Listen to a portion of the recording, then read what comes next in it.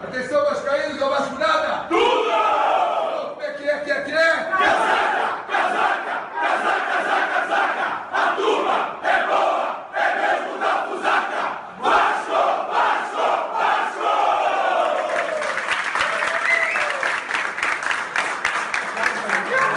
Olá, seja mais uma vez muito bem-vindo aqui ao canal do Vascão Eterno, você vascaíno e você vascaína. Pessoal, se inscreva no nosso canal, deixe seu like, assine o sininho, no final dê uma comentada aí do que você pensa sobre esses últimos dois jogos do Vasco. Pois é, e é sobre isso exatamente que nós vamos falar.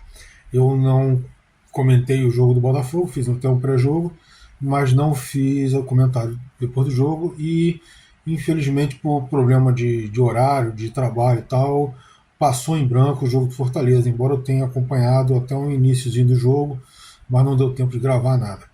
Então é isso que a gente vai fazer hoje aqui, fazer um rápido comentário sobre esses dois jogos. Quer dizer, o jogo do Botafogo foi um jogo horroroso, muito ruim.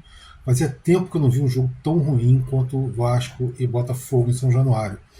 O 1-1 foi um prêmio para as duas equipes, porque as duas equipes, no fundo, mereciam perder o jogo, de tão mal que foram as equipes em campo.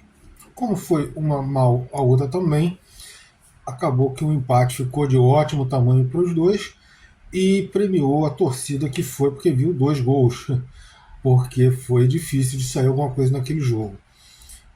Pelo menos o Vasco mostrou mais organização, muita combatividade no meio campo e aquilo que a gente pedia. Assim,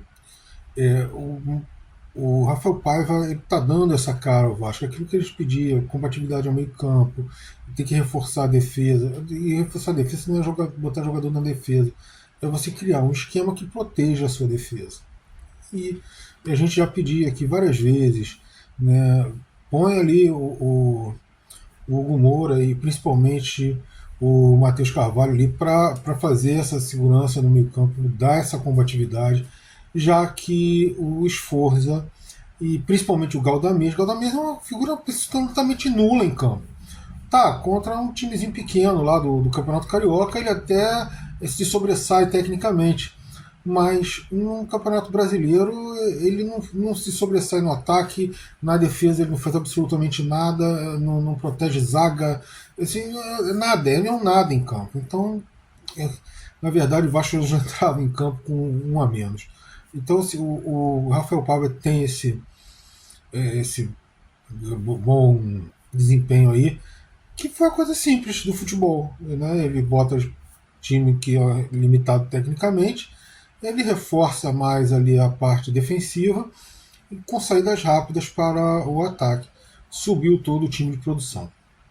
Então é isso. Mas, e apesar disso, o jogo contra o Botafogo foi tenebroso, né? E na sequência, na quarta-feira, veio o jogo contra o Fortaleza. Eu esperava um futebol melhor do Vasco, e veio. Esperava, inclusive, embora eu torcesse por um 3-0, eu esperava pelo menos 2-0. Era o placar que eu achava que ia ter, e foi realmente 2-0. Algo me dizia que isso aconteceria, né? E assim, o primeiro tempo foi bastante... Assim, não foi exatamente equilibrado, mas foi levemente superior do que o Fortaleza. E o gol no final veio premiar essa leve superioridade. Não foi assim, muito superior, mas foi um pouquinho superior.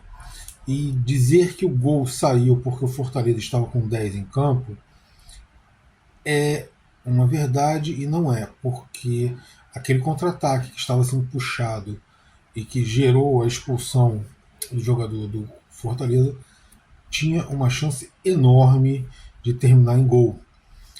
Claro que a gente não pode dizer que isso realmente aconteceria, mas assim, era uma jogada extremamente perigosa para o Fortaleza.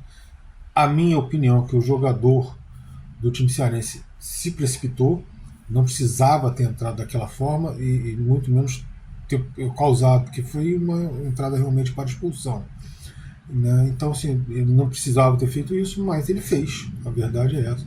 A expulsão não foi injusta e o Vasco soube se aproveitar. Fez um gol logo depois da expulsão E aos 17, o Veguete de cabeça se tornou artilheiro do campeonato, né, se manteve ali entre os artilheiros, dando números finais à partida, aos 17 do segundo tempo. No segundo tempo, o Vasco chegou a criar várias oportunidades, pelo menos umas nas 3 ou 4 além de gol,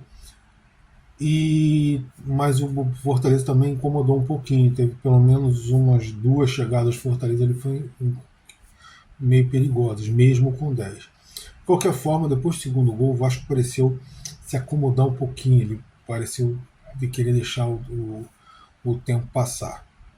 A vitória foi merecida do Vasco, não apenas pelo que ele buscou, mas porque ele construiu realmente para conseguir essa vitória. Não foi aquela coisa assim esporádica. Ele foi superior ao time do Fortaleza, principalmente depois da expulsão, né? E antes da expulsão era um jogo equilibrado com uma leve tendência ao Vasco, né? E para culminar essa semana de 4 pontos numa semana, foi muito boa até agora, nós temos aí a informação da chegada de um aumento no novo São Januário. Foi assinada lá a lei que possibilitará o Vasco angariar os recursos para reformas do estádio, né, que é a lei do potencial construtivo, e também foi anunciado o aumento do próprio. O estádio já ia ser aumentado, né? Ia para algo em torno de 45, 47 mil pessoas.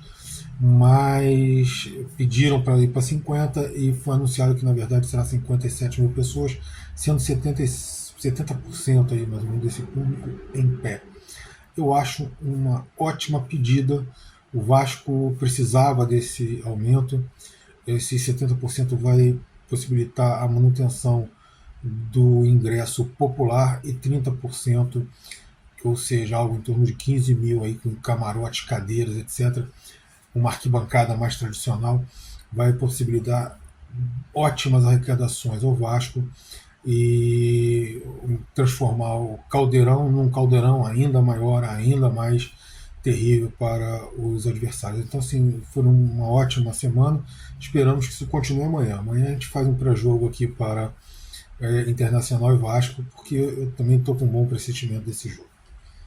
Isso aí, pessoal. Comente aí o que você achou desses meus comentários aqui. E até o nosso próximo vídeo.